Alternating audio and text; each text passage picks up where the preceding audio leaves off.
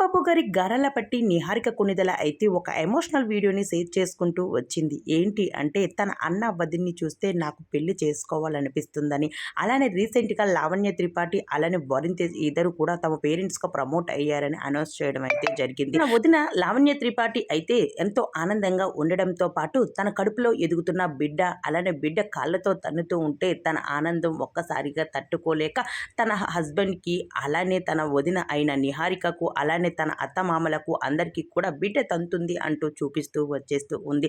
ఇదే ఆనందకర విషయంలో అయితే నిహారిక కొణిదెల ఎమోషనల్ అవ్వడం జరిగింది. అలా కడుపులో బిడ్డ తంతూ ఉంటే ఆ ఆనందం వేరే లెవెల్గా ఉంటుందని చెప్పుకోనవసరం లేదు. ఒప్పింటి అమ్మాయి అయినా ఎంత పేదింటి అమ్మాయి అయినా కూడా ఒక బిడ్డకి తల్లి అవ్వాల్సిందే అంటూ కూడా చెప్పుకొచ్చేసింది. ఆ అదృష్టానికి నేను నోచుకోలేకపోయాను.